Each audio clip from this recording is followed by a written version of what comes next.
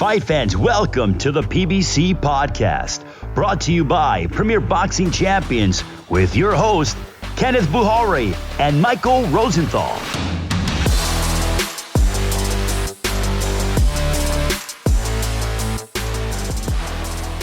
Welcome, everyone, to the PBC Podcast. I'm Kenneth Bouhairie, and he is USA Today boxing junkie editor Michael Rosenthal, and we're just two big boxing nerds talking about the sweet science in the midst of a global pandemic. Mike, boxing's semi-return continued last week. I say semi because we really haven't had any big names or marquee matchups, although Miguel Berchelt did fight over the weekend. I'm assuming you caught that. Yep, I caught it. One thing I noticed is they had a great fight. They actually had a great fight, and then a really good performance back-to-back. Joshua Franco's upset of Andrew Maloney was a really good fight. And then Jason Maloney, his performance against Leonardo Baez was a really strong performance. So things were looking up, and I was really pleased to see that. And then came the Berchelt, what I call the slaughter of this poor Eliezer Valenzuela on Saturday. I understand that it's difficult to make top-level matchups right now, but Valenzuela was put in a really dangerous position against a killer like Berchelt. Yeah. Berchelt, according to CompuBox, Berchelt landed 201 power shots in 5+ rounds against a kid who was just too tough for his own good. You know that type? Really tough, really brave, like just too much.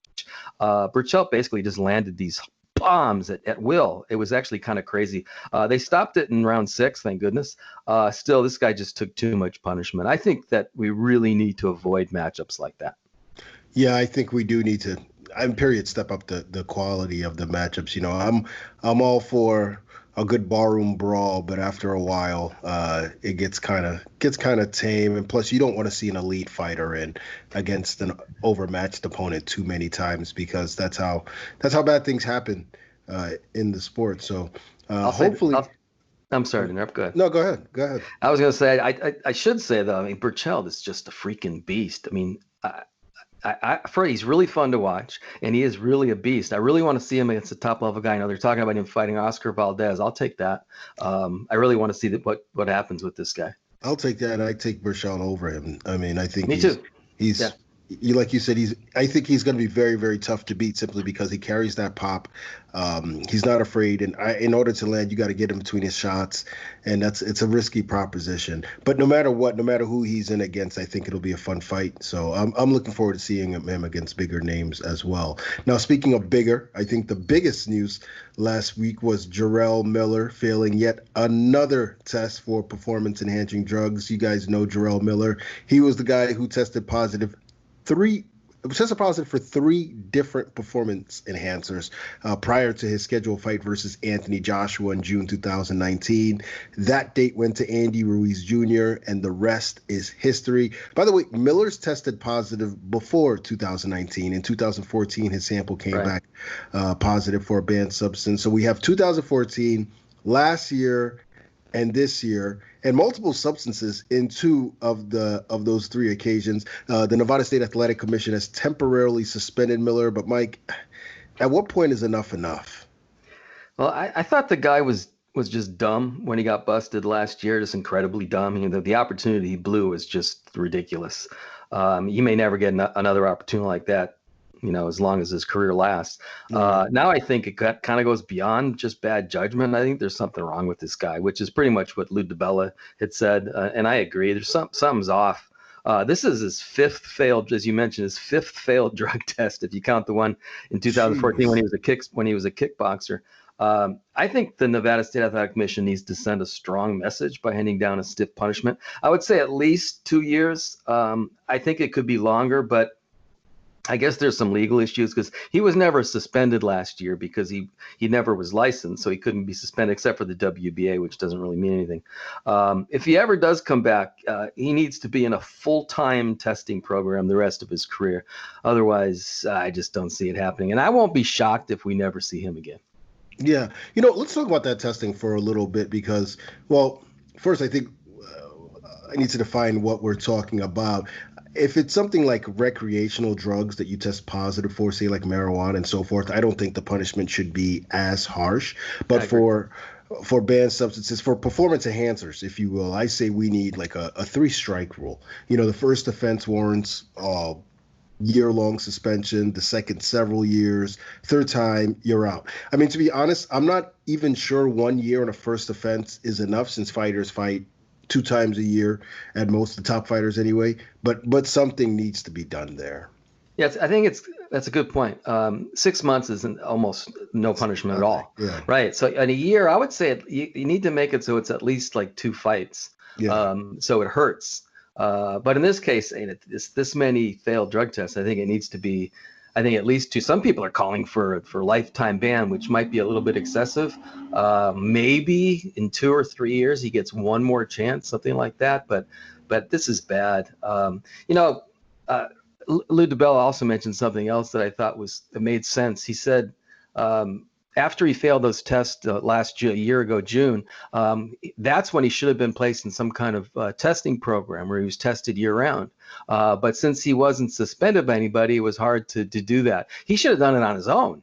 If he wanted to show the world that he was clean, he should have volunteered to be tested year round, but he didn't do that. And then what happened, and it's just nuts. Yeah, I mean, I think for him at this point, 3 years is being lenient.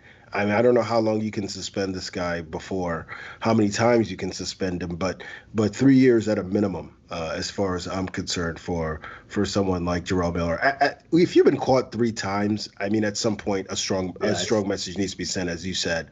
And so I think 1 year is not going to cut it. I don't think 2 years cuts it. I think it has to be at least 3 years, and possibly being banned. Although I don't even know how that would work in a sport like boxing, with so many different decision makers and state athletic commissions and so forth, and people always seeming to find a way to get a fight. But a message needs to be sent, and certainly the promoters and managers need to take a stance as well and say, hey, we're not going to work with this guy. It's costing us money. Who's gonna want to work with him anytime in the near future anyway, right? Yeah, exactly. So whatever.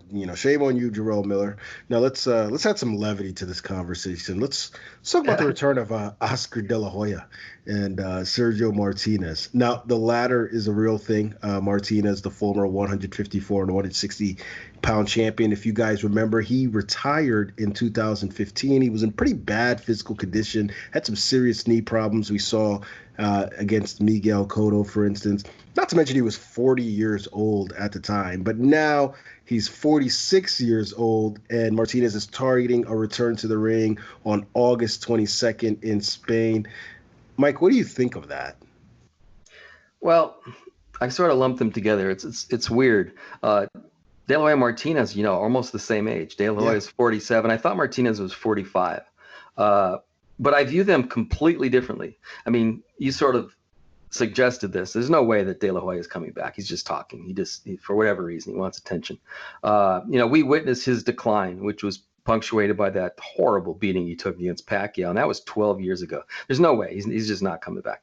Martinez didn't start boxing until he was 20. So by the time he was 40, he was a lot fresher than most guys would be in that position.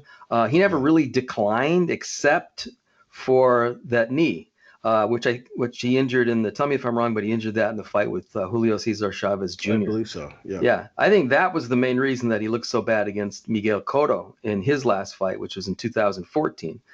Which is 6 years ago. I think if his knee is sound, maybe he's had surgery and rehab. I think if his knee is sound, he might still be competitive with some guys. I mean, I have my doubts because he relied a lot on speed and athleticism, and speed and athleticism go away at some point. So it would be interesting to see what he has, but it's a completely different conversation between Martinez and De La Hoya.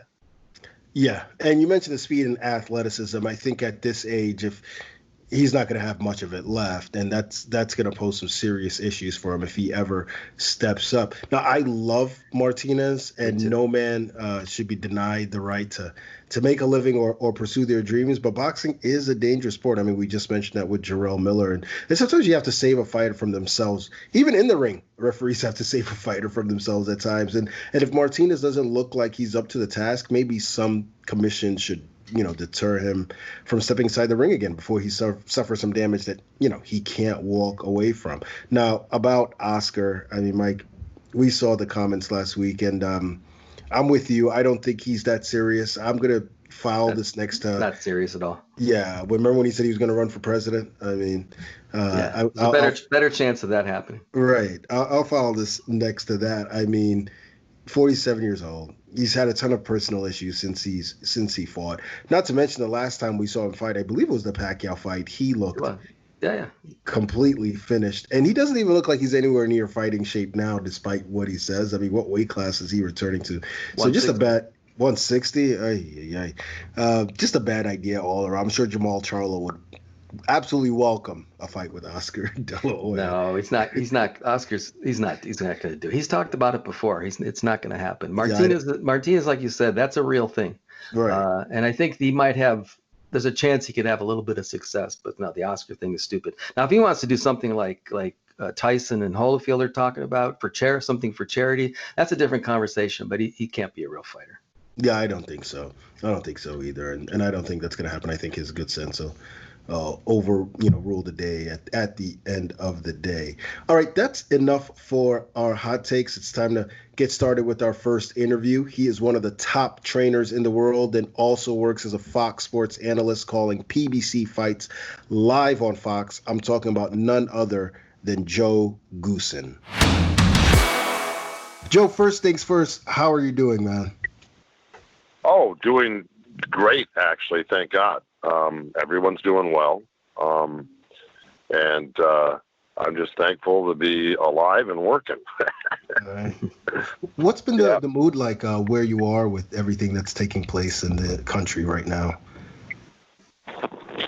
Well, I suppose just about like everywhere else. My daughter is a nurse and she works at. So, I'm well aware of the situation. It's very, in a lot of ways, very frightening.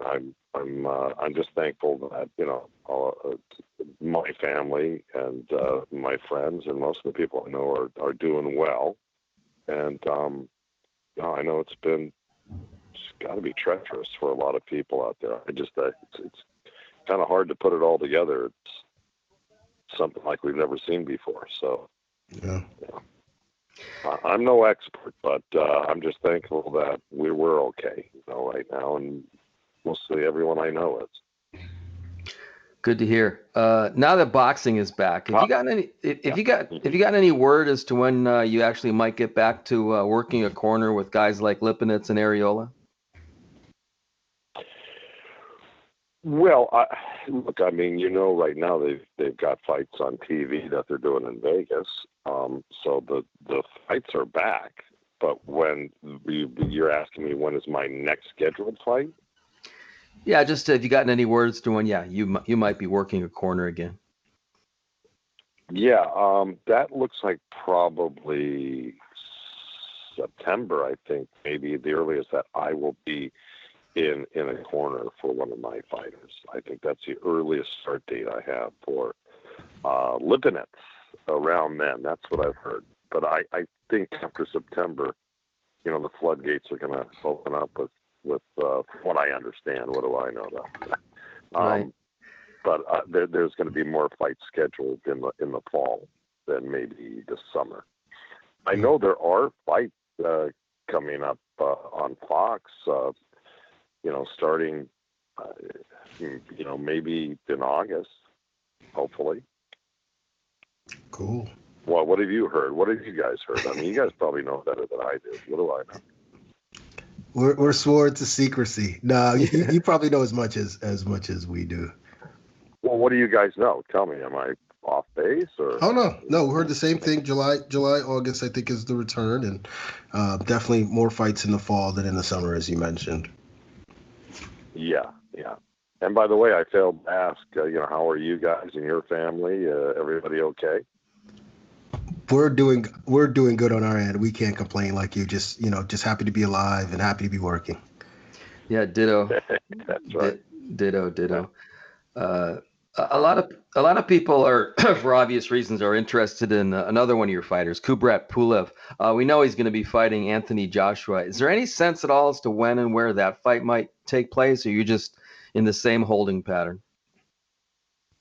Yeah, Yeah, I'm pretty much in a holding pattern. I get little bits of information here and there, but things are constantly changing on the fly right now. So, again, I would suspect if I'm trying to put the puzzle together here, I would suspect sometime in the late fall for those two, especially since Joshua has got the leg injury right now, the knee injury. That's right. And, who knows how extensive that is or otherwise. And so I think a lot depends on how the health of the world is and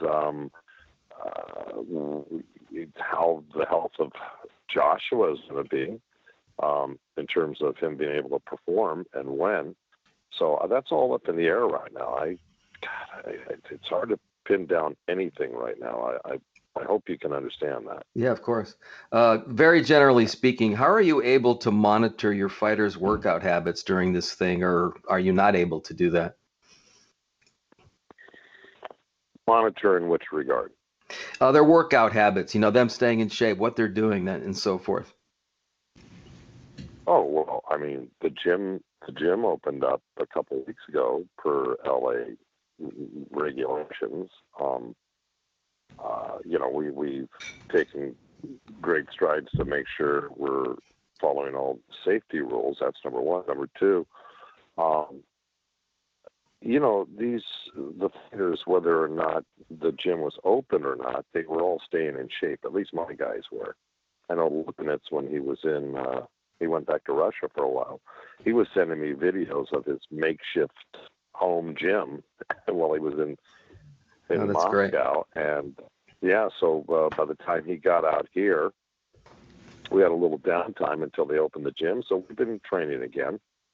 It's a real skeleton crew, but and then Cancio, working with Cancio, but Cancio's fight, I believe, I know, was taken off the table because they were having a hard time finding an opponent for him. So that said, I don't have the particular details because his manager handled most of that with Nevada, and so I got word that it wasn't going to happen, and that they're going to push that fight back. I take it you knew I was training Andrew Cancio, Mike. Yeah. We actually spoke a few days ago, and you had mentioned that. You reminded me that you were. So yeah. So Cancio's fight got pushed back. He would have fought in Vegas on July 16th, I believe the date was, 15th or 16th. But that now has been scrubbed. I was kind of looking forward to getting back into the swing of things. I haven't, worked a fight in a while. And the last one I called was months ago. So I've just been in the gym, really. But outside that, I haven't been involved in any actual bouts or broadcast. Wow. Now you mentioned Sergey Lipinets and his training. He was rumored to be facing Kujatilo Abdu Kakarov prior to the pandemic. Do you know if that is still in the plan? Yeah. He was Abdu Kakarov is the number one contender, and Sergey's either number 3 or 2. But they were going to fight for the IBF welterweight interim title that was supposed to have been fought, I believe, on May 16th, passed, and so that was canceled, or I should say postponed, because I believe if the fight comes about in September or thereabouts, late August, early September for Lipinets, it will be against Kokorov for the IBF welterweight interim title. So that's still on the table, I believe. I haven't heard anything different, but that's really one I'm looking forward to. I really, Sergey's been in my gym now for over a couple of years, and he's worked hard, and we've been successful in both fights that we have. And I think this fight will really show his talent. He's fighting a really good guy. This Kokorov is undefeated, and He's tall, he's tricky, he goes right-handed, left-handed.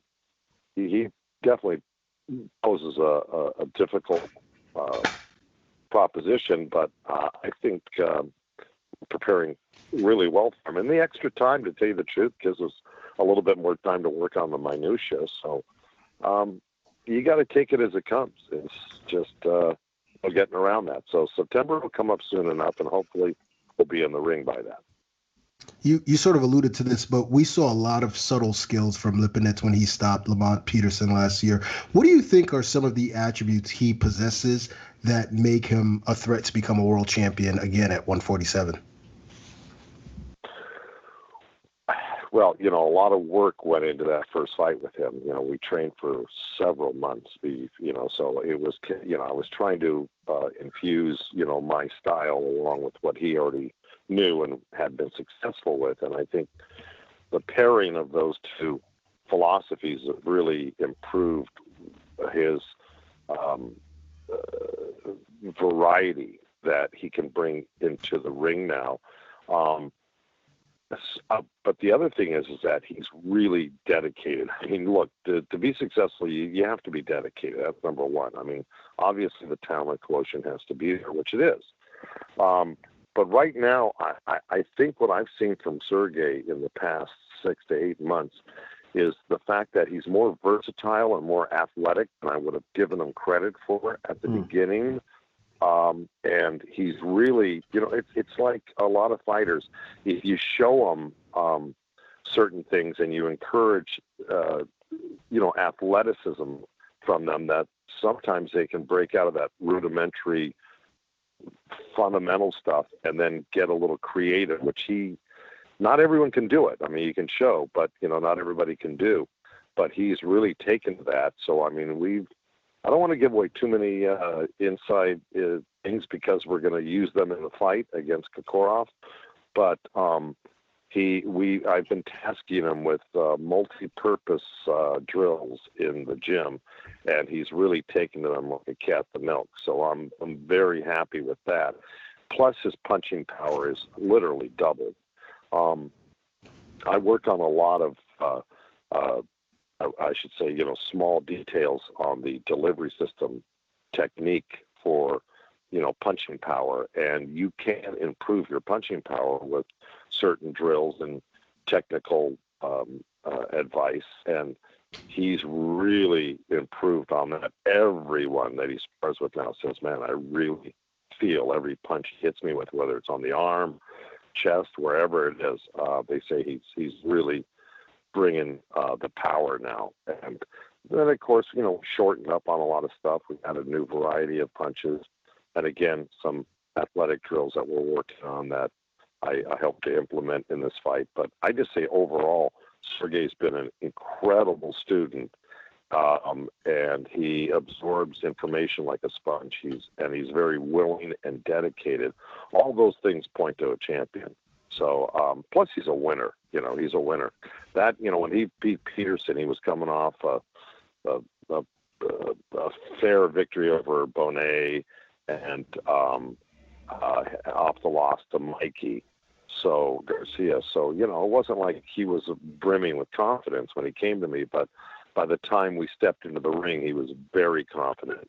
And to beat a guy like Lamont Peterson, and I mean, he beat him soundly and then stopped him in 10, is not an easy thing to do, because Peterson, and I got this when we were up there in Virginia, or I should say in Maryland, they were saying he was the first one in the gym and the last one out. He knew that the welterweight sweepstakes were right there in front of him, because at that time, Spence was going, Sean Porter, Danny Garcia, Keith Thurman, Manny Pacquiao. There were a lot of guys there to make, some good money.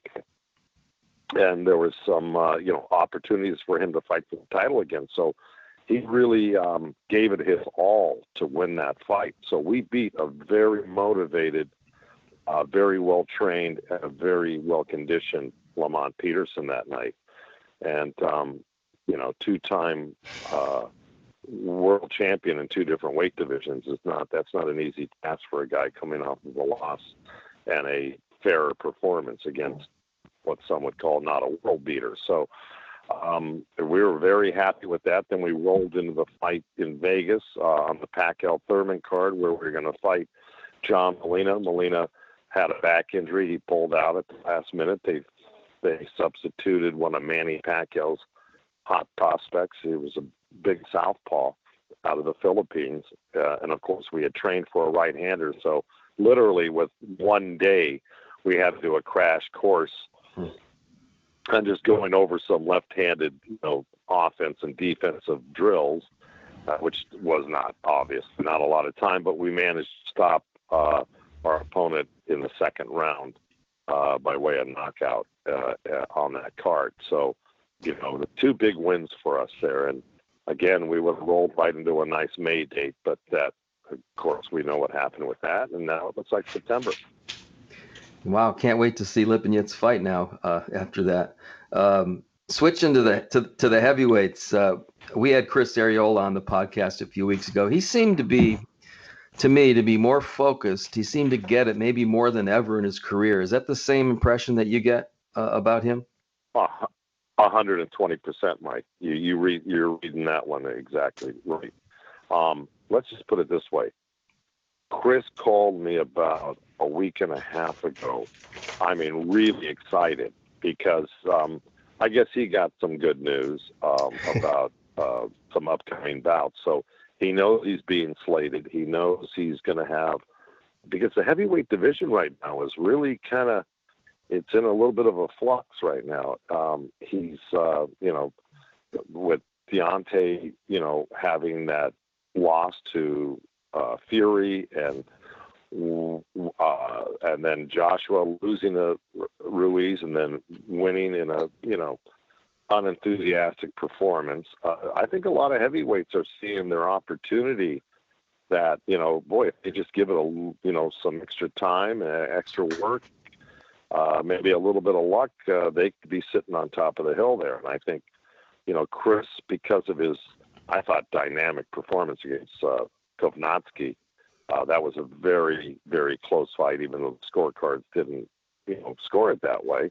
Right. I thought Chris was in that fight the whole way and had a chance to upset Kovnatsky. Came close to doing it. So I think, Chris really worked his way back into legitimacy by that performance. And I think he feels that he's still got a lot to offer.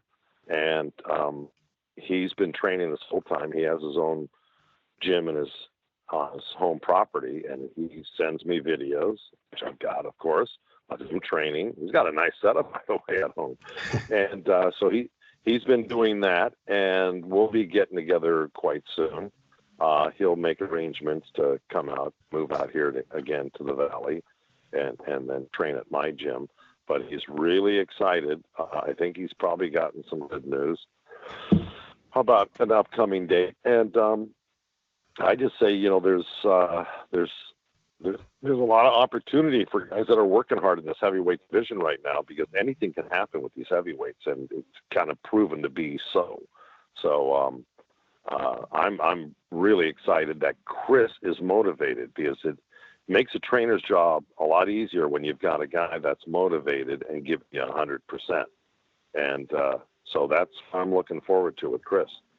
Joe, there was an ESPN article a couple of weeks ago where Andy Ruiz Sr., the father of Andy Ruiz Jr., mentioned that Chris Arreola might be Ruiz's opponent in the fall. You like that fight? I love it because, again, just like the Kovnatsky fight, that style of Ruiz's plays right into the style that Chris Arreola would like to fight. Guys that will stand their ground with him and go at it. Chris and Kovnatsky broke the heavyweight records for most punches thrown and landed. That lasted for 20 years. So, these guys, a guy like Arreola, a guy like Ruiz as well, are very active punchers, and they'll sacrifice themselves a lot to get to drive home a point. If you know what I mean. Right. So I think a fight like Ruiz and Arreola is it's a fan's dream because you can be assured of one thing: you're going to see forever. How long it lasts, you're going to see a lot of action and heavyweight action. So they, let's face it, Arreola and Kovnatsky threw as many punches as some of the little guys do, and they throw a lot of punches. So Arreola was in great shape. He'll be in better shape for this fight, and I just think a Ruiz-Arreola fight will sell out just about any arena you've got. It's a really fun fight. And then some. Yeah. Could be the fight. Remember, though, the winner of that fight could easily be placed in the top 5 in the world. So, they would, be sitting in the catbird seat for, fighting one of the champs in a defense. So, it's all meaningful, and it can move either one of those guys into a catbird seat where, they might become a mandatory or something like that. So it's all good. It's all positive. And I just think that would be a tremendous fan fight. I would go see that. I would not want to miss an Arreola Ruiz fight. I mean, I don't think you guys would disagree with that. No, that's fight of the year candidate for sure. 100%. Yeah. Mm-hmm. Well, just like the Kovnatsky Arreola fight was candidate of the year type of fight, Right. Along with so many other fights that we had on PBC Fox. I got to tell you, I was discussing that with somebody the other day. I mean, you look at the Jared Hurd J-Rock fight was just off the charts. The Charlo Harrison fights were off the charts. The second one, you just had so many great fights that could be called candidates of the year. The Thurman Pacquiao fight was just unbelievable. There were just so many. I'm sure Sean Porter and Spence. Wow, what that was a tug of war to the very end till Spence pulled out with that knockdown in the late rounds. So yeah, you guys probably could name a few more. I was just thinking to myself, if let's say that fight happens, Ruiz wins and Pulov pulls off the shocker against Anthony Joshua, you're in a very enviable position if those two things were to occur. You mean if Arreola pulls it off? Both your fighters. Yeah. If Arreola pulls it off against Ruiz and Pulev does the same against Joshua, that would put you in an extremely enviable position. Although, God forbid, if they had to fight each other. Yeah, that's what I'm talking about. Well, yeah. Don't do that to me, guys. Okay. I don't think I haven't thought of the scenarios, but listen, it could get dicey. I don't know, but I just got to take it one fight at a time and see where the chips fall. But you certainly painted a picture there where it's not a bad spot to be in, to tell you the truth, right? Right. You could do 30 seconds in one guy's corner and then 30 seconds in the other guy's corner. Listen, I felt that's the way it was when I had Casimir fighting Corrales and then Corrales fighting Casimir in the very next fight. Wow. It was very odd, to be in one guy's corner for one fight and the other guy's corner in the immediate rematch. That's interesting. That's good. That's about as close as I've come to something as weird as that. Yeah. We'll see what unfolds. Now we talked about Arreola rededicating himself to the sport prior to the Konavsky fight. Do you see some parallels between Ruiz and Arreola, particularly as it relates to discipline and where they are in their careers? Well, I've never really compared the two. I would just take it as an individual thing. Look, I mean, Andy Ruiz had hired a strength coach. He hired a dietitian. He was really on a big roll. He looked like he had rededicated himself, and he was young enough to do it. And he rolled into that Joshua fight in really good shape. Okay, so he had made a concerted effort to get the best out of himself, and with his trainer, Manny Robles, and they did a great job. I saw the transformation, and then, of course, he won the fight. You make a lot of money, and then, things can happen. So he may have taken his foot off the gas, and that did not suit him very well. Came in overweight for that fight against Joshua in the rematch. And, there's always, rumors out on the street and what have you. You hear certain things, but, there's probably a good reason to believe he didn't train as hard for the second fight. So, will that give him enough reason and incentive to not let that happen again and rededicate himself? I would suspect so. I always expect the best out of a fighter when I go up against them, not the worst. If you think that, then you might tend to take your foot off the gas as well, because you think, he's not going to be in shape. But I don't.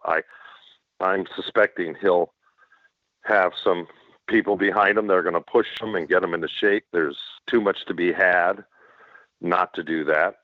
And so if I go up against Andy Ruiz with Chris, believe you me, we're going to work 110% in the gym.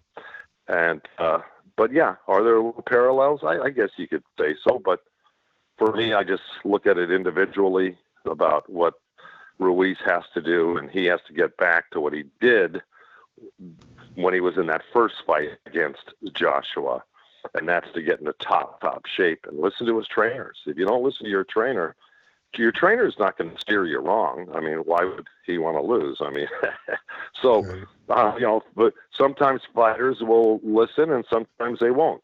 But I think if he gets back to the gym, listens to his trainer, whomever that might be, he could do very well. He's a very talented guy, and he hits hard, and he's got fast hands for a heavyweight too. So, and he puts on a lot of pressure. I think the guy's got a lot to offer, and I hope he gets back on track. Now, your other big name heavyweight, Pulev, is going to be the underdog against Anthony Joshua. You obviously believe in your fighter. Tell us why Pulev has a better chance of beating Joshua than a lot of people seem to think. Well, I think because he's aggressive. He's big too. He's aggressive. He's got I've watched tape on him. He's got some defensive flaws that I think really need to be addressed. But those are not real difficult things to shore up. I think with enough drilling and time spent on the floor, you can really tighten up that defense. I don't think his problem is his offense. Of course, we're going to work on that, and we're going to add as much new stuff as I can to it without altering his normal behavior in the ring, which is he's aggressive. He goes after you. He punches hard. I think that's the right. I think that's the right type of guy that can do well against a guy like Joshua. You need somebody that can really press, because Joshua is very tall, very long, and he's really good from the outside if you give him that room. So you have to do a little bit of both against him. But I would say the optimum thing would be to press somebody like Joshua and get close to him. And you got to be able to hit the body on somebody like Joshua. Forget about his head early. And I without giving away too much, I just think that Pulev he's a well-schooled guy, top amateur, very good pro. He's young enough, and he's very strong, and he's got one of the best jabs out there right now. You may not know that, but I've watched enough film to kind of decipher, man, this guy has really got a good jab to work behind. So if we can get that jab working well, good body punching, tighten up his defense as he comes in. So, he'll block, slip, parry punches instead of taking them. When he fought Klitschko, he kind of had his chin up a lot. Hands weren't coming back well, and that'll get you into trouble. So it's not brain surgery. It's really, you've got to have a tight defense against guys that are well schooled like Joshua. They it's just like a great baseball hitter. They don't have to be perfect pitches for them to be hit out of the park. You just give them you make a little bit of a mistake, even if it's low and away, they can put them out. It's the same thing with the top fighters. You give them a little bit of an opening, and they can drive home the home run punch. So you've got to really concentrate, and as sports guys, defense is really the name of the game at the top. Right. When you're talking about any sport, I mean, everyone's got the offense, but who's got the really good defense? And that, I think, applies here in boxing as well at the top of the game. Yeah, they can all hit hard. They're all big boys, and they can all throw, solid punches. But do they have that defense? And that's what gets you into trouble. Just like when Ruiz got dropped by Joshua, he had the right hand down, got hit with the left hook, and vice versa. You drop those hands a little bit, and the good guys will take advantage of it, and they can knock one out of the park, and that's what you don't want to happen to you. So defense is something I'm really, really interested on focusing on with Pulev. Speaking of the big guys, Deontay Wilder is going to get another crack at Tyson Fury sometime soon, probably before the end of the year. Do you think he can turn the tables after what happened in their second fight? And if so, what sort of things do you think he needs to do? Yeah, look, I've discussed this a few times. And I think it became apparent where the defects were with Wilder in that fight against Fury. He just had no clue what to do in close, and that was the problem. Fury, on the other hand, I got to give him credit. He said he was going to go and try to knock him out early, and he really did do that. I thought it may have been a little bit of a red herring, but it wasn't. And so, I got to give Fury credit for changing up his game plan from the first fight, which was a totally opposite game plan. One was boxing and moving, and the other one was pressing and slugging. So he showed his versatility and versatility, and Wilder didn't. And I think Wilder's had so much success from long range, with the long arms, and he's tall, and he's very effective with long punches, that he's been able to neglect the inside game, at least to learn it. So if somebody brings it to you like that, you're able to have a lot more tools at your disposal to defend yourself in close, offensively and defensively. And I think that's where he lacked most. And it's what really, I think, led to his downfall. So he's going to have to at least get he's got time, but time's running out. He could be doing that right now, going to work, and not that he has to use it all the time, but at least if Fury brings that type of pressure again, he's got to have something in his back pocket to defend himself against that, and then be able to do something offensively, short punches. He, if you saw Wilder, he slipped to his right a lot. He never slipped to his left. He doesn't use his left hand a lot besides the jab. He doesn't throw a lot of hooks, body shots, left uppercuts. You've got two hands, and you can do a variety of things with both hands, but he relies basically on the right hand. And look, guys will start looking for it and looking for ways to avoid it, and then work to your weaknesses, and that's exactly what happened with Fury. He worked Wilder's weaknesses and really paid off for him. Joe, you've been working corners for longer than many fighters have been alive. What keeps you passionate about the sport and as motivated as you are? I've got nothing else to do.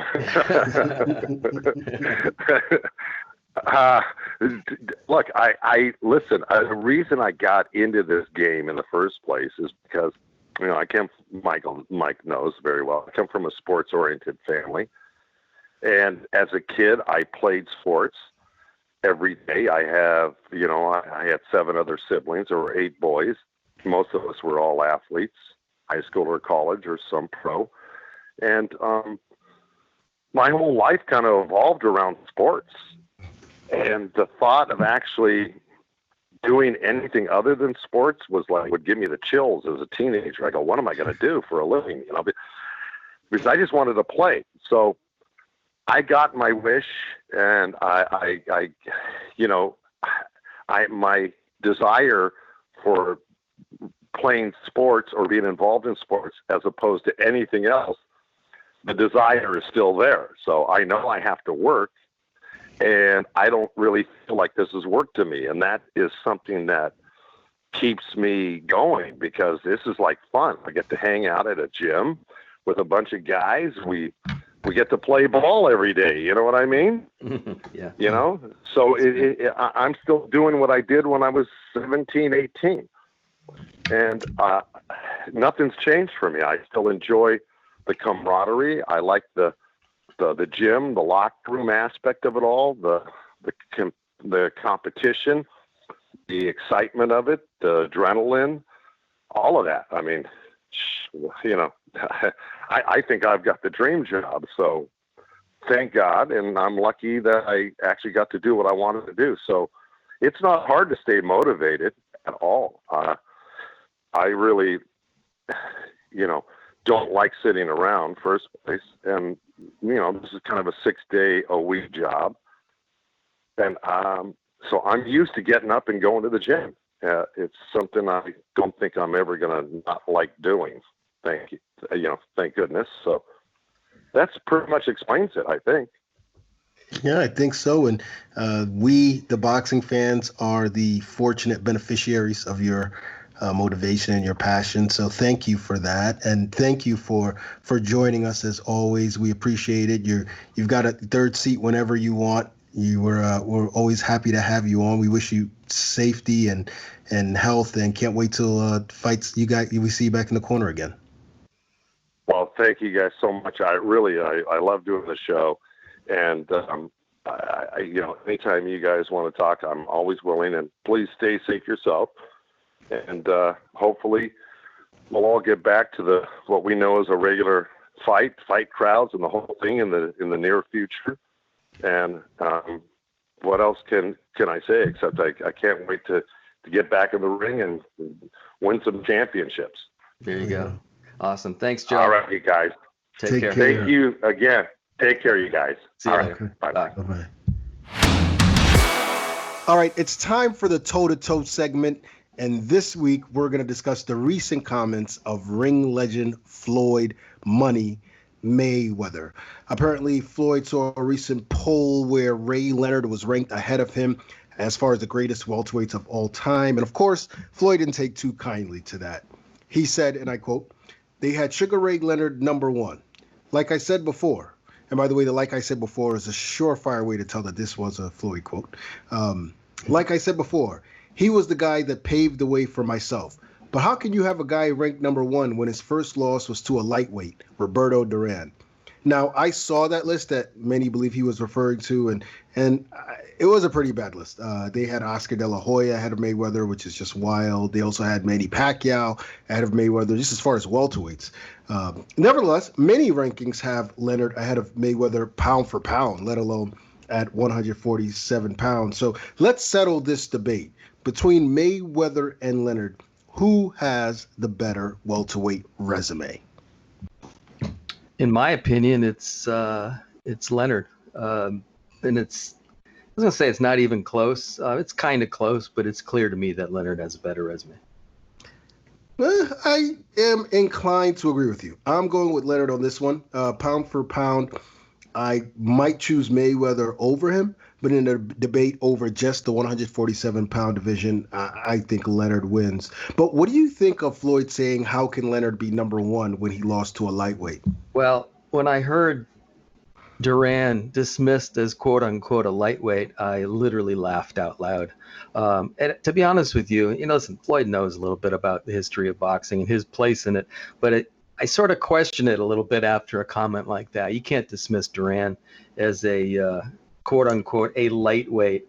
As I wrote a column about this on Boxing Junkie. And so first of all, if you're going to call him a lightweight, he was probably the greatest lightweight who ever lived. Two, he wasn't a lightweight when he fought Leonard. This was his 9th fight at 147 pounds or heavier. So he definitely wasn't a lightweight anymore. And three, it was Roberto freaking Duran. It wasn't just like some Joe Blow guy. So anyway, that's what basically got my attention, that comment. But I really do believe that Leonard was a better 147 pounder. The way I broke it down in my column was I picked the best three victories that each of them had at 147, and I kind of went through that list and compared them.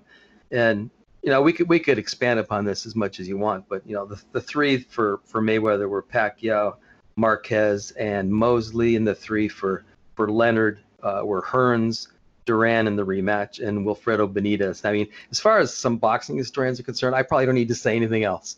Just the way the way I listed those guys makes it clear that Leonard's best victories were better than Floyd's best victories, but we should probably discuss it further. But I guess we can get your reaction first.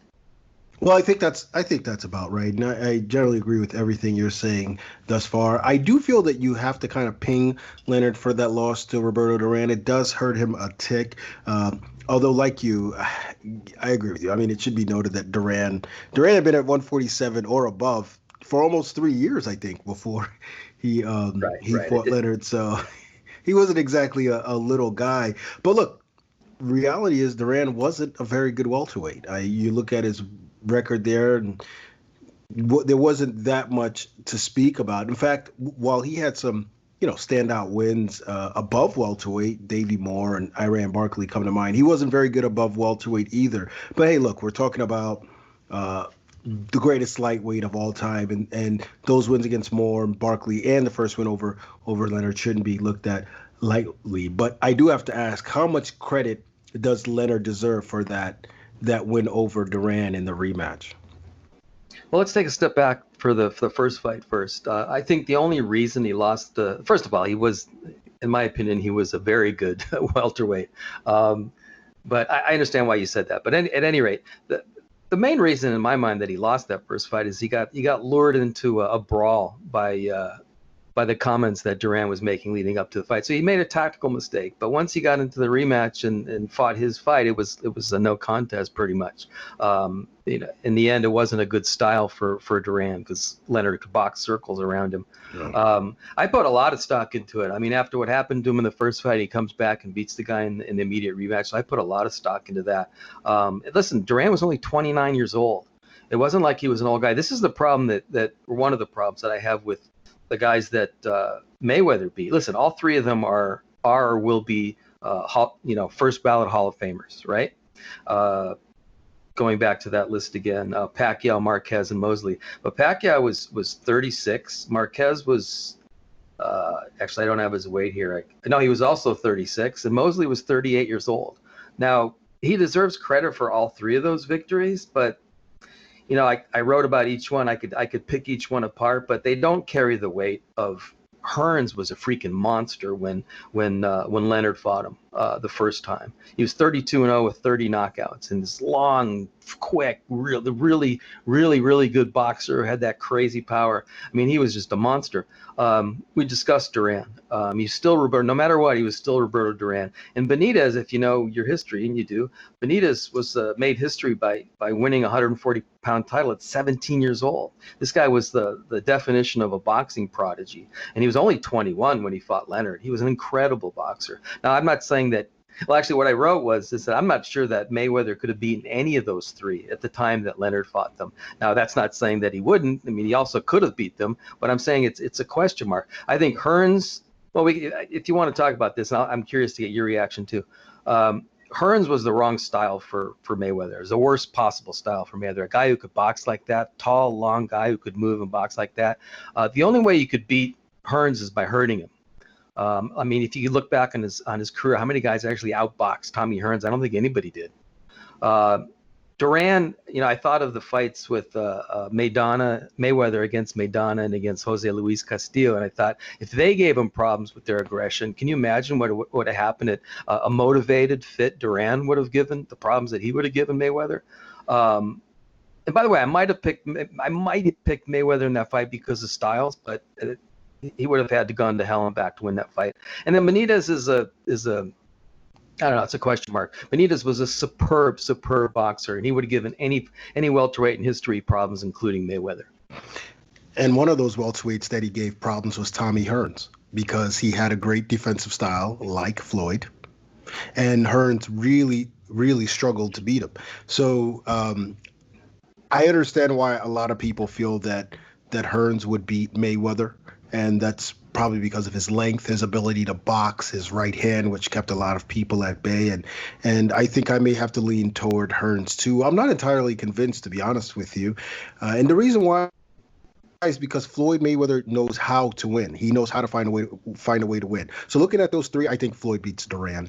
I think it's easy to point out that he struggled against aggressive boxers, and therefore Duran could simply do that to them. But Floyd knew how to make adjustments. And hey, look, Duran struggled against a boxer in Leonard in the rematch. So I think Floyd could employ a stick and move strategy. He could certainly do it for 12 rounds. He had the conditioning, he had the durability, he had the chin.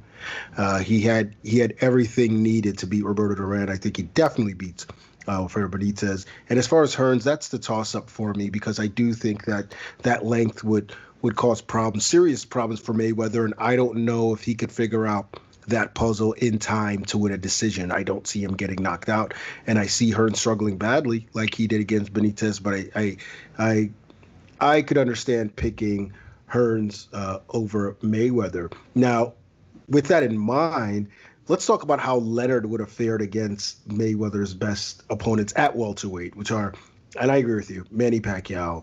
Well, at the time, we have to be clear though. This is at the time that Mayweather fought them. At the time Mayweather fought them. I also want to mention, I also think that age is relative. You know, it's very easy to say such and such was this year's old, therefore they weren't, at their best. But all three of these guys were not at their best. I mean, you know what? The one who maybe was closest to his best might have been Marquez, but that was just a horrible matchup from the beginning. We could take that apart if you want, but I understand what you're saying. That's true. Some guys at 35 and 36 are still great fighters. Right. And, again, I think that you don't want to take anything away from Mayweather.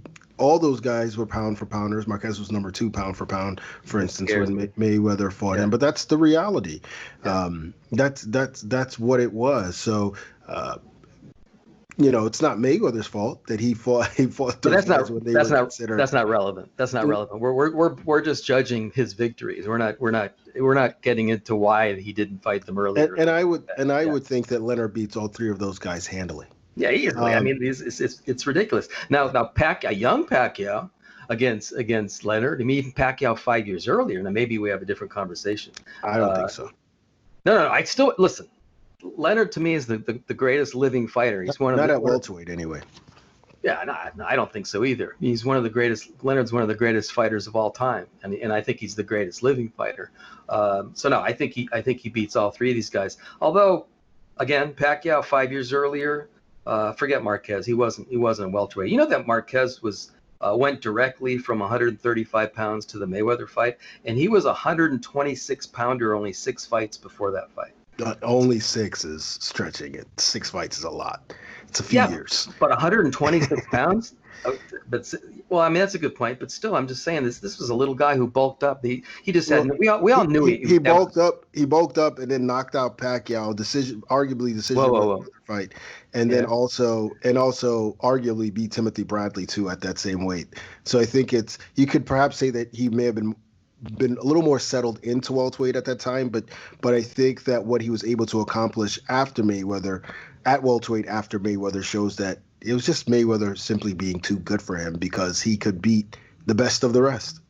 Well, that goes without saying. He's better than Marquez. There's no question about it. If they could fight at their best weights at the right time, Mayweather still wins that fight. But that was just whatever hope that Marquez had in that fight was gone. You can't bulk up like that and move straight up to a welterweight in one fight and have a chance against Mayweather. It was a bad matchup. I don't think he'd have a chance 10 fights into his welterweight career against Mayweather. I think Mayweather. No, I agree. I mean, I think he wins the fight, but the way it came down was bad. If that's my point is this: if that's one of the fights you're pointing at is one of your greatest welterweight victories, I think it's kind of a weak victory. I don't think it's. Well, compared to Leonard's victory, certainly I I understand your point, and I'm with you.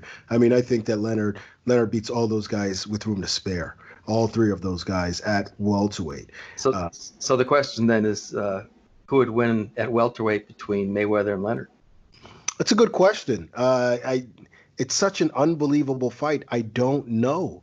I mean, the Floyd who fought Marquez and fought Mosley, that version right there, I don't know, man. He was really, really tough to beat. But then you have Leonard. I mean, you have Sugar Ray freaking Leonard, you know? I don't think he could outbox Floyd. I really don't. But I do think what he could do is outwork Floyd.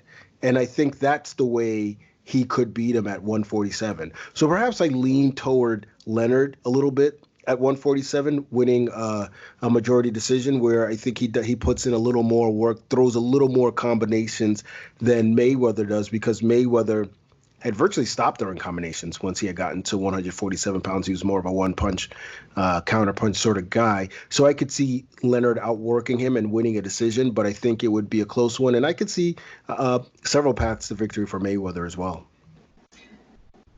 Yeah, listen, not only do I think that Leonard's the greatest living fighter, I think he's also my favorite living fighter. So I'm almost a little bit biased here, but this is my honest opinion. I just think that Leonard was just a better pound for pound fighter than Mayweather.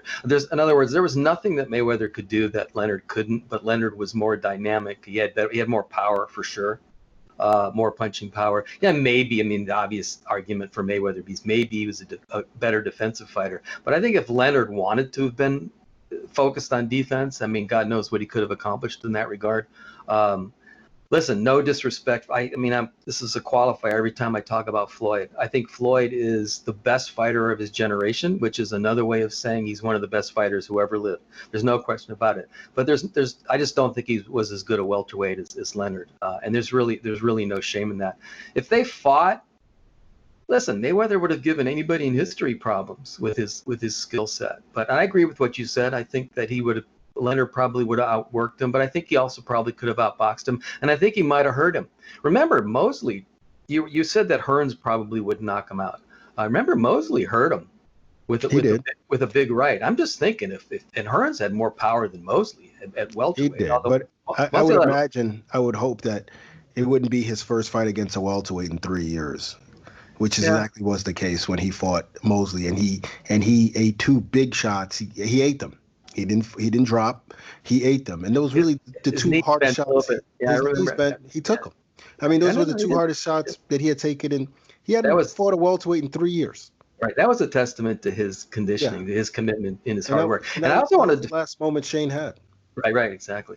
And I want to defend Mayweather actually, based on something you said. You said that he would get outworked by Leonard. He probably would, but Mayweather was such a smart fighter. If he saw that he was getting outworked, he might have adjusted. Oh, he would have adjusted. It would have been a very close fight. No right. Question. So I'm not sure that he would have necessarily allowed Leonard to outwork him. So I mean, again, so two boxing savants, in the ring with high ring IQs. But I think at welterweight, the fact that Leonard, like you said, he was as versatile as Mayweather, and better in certain areas, and Floyd was better in other areas. But he was as versatile, but more natural to the weight, stronger, and more of a volume puncher. And I think that'd be a little bit difficult for Floyd to overcome at 147. Maybe pound for pound, it might be a different debate. But I'm with you. I mean, I think that Leonard has the better resume at 147, and I would lean toward Leonard beating him at 147. That said, I don't think 147 was Floyd's best weight. So that's true, and that's right, and that's a feather in Floyd's cap. We're comparing Floyd to Leonard at a weight that wasn't his best weight. Yeah. So that says something about how good Mayweather was. Underrated. Even as an all-time great, I say he's. We're not going to. Well, I think we'll appreciate him more and more as time goes on. But I think that's the same with most guys. Yeah, fair enough. Yeah, I think that's the same. What was his best weight then? Do you think? I don't know. And I know we talked about it a little bit offline. But I don't know. I would think that at 130, he was so dang hard to beat. I mean, he was so light on his feet. He threw punches and bunches. He had pop in both fists. He had an excellent jab. He, dug to the body well. He could box. He could brawl. I mean, he could do it all. So and then you look at his resume at 130, it's really impressive. So made 8 defenses of that title. Gennaro Hernandez, we saw what he did to Diego Corrales. Beat a lot of good fighters in between as well. But at 140, I feel like he was at his physical peak. He was in his physical prime. That was a perfect weight for him. He was super strong, could still box, still move, power, everything, you name it, he had it. So I struggle between those two divisions. Yeah, I think you're right. I think his accomplishments probably were the best at 130. If we had the same conversation comparing him to, I don't know, the next best guy at 130, it would be an interesting conversation because he did have a lot of good victories at 130. Yeah. It's funny. He struggled at 35 because of those. I guess I'm just pointing at the 2 Castillo fights. The second one was really. He didn't look that great against Victoriano Sosa too, if I recall correctly. Well, it was a wide decision. Wide decision, yeah. But I mean, we always go back and forth when it comes to this topic. But sadly, this one must end, and Floyd's going to he takes an L in this debate, I guess. Happens to with respect. With respect. Absolutely, always, always. No, I honestly, I want just to underscore 2 of the greatest fighters of all time. Without question. No matter how you break it down, there's no shame in that whatsoever. I'm lucky to have been able to see both guys fight. Exactly. I agree with that. Two living legends we're talking about right here.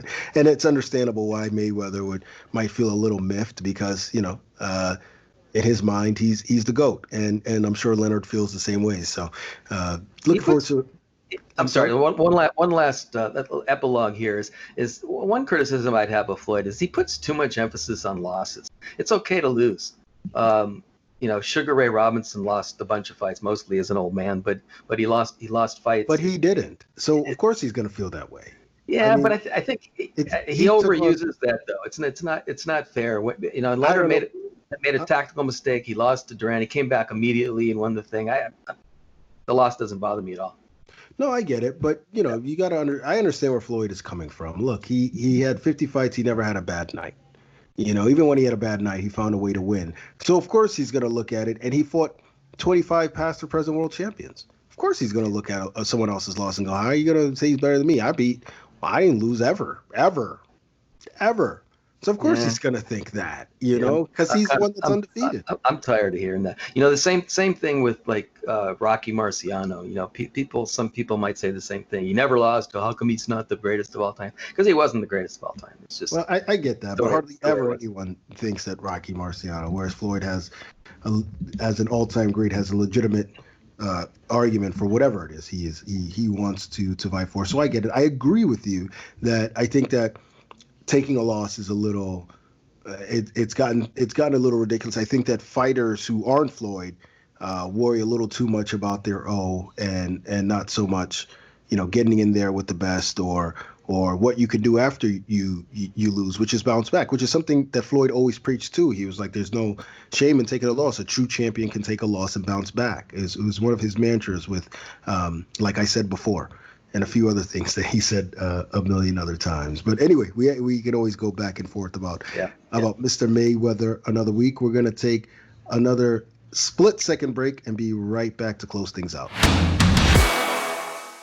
All right, well, that's it for this week's show. We want to thank Joe Goossen for joining us. We had a great conversation with him. Always a pleasure. And, of course, we want to thank you guys for tuning in. As a reminder, as always, the PBC Podcast is available on YouTube, iTunes, Spotify, Stitcher, Spreaker. We could keep going, but basically anywhere you can find a podcast, you can definitely find ours. So for myself and Mike, thanks again, and be sure to check us out next week for more boxing talk right here on the PBC Podcast.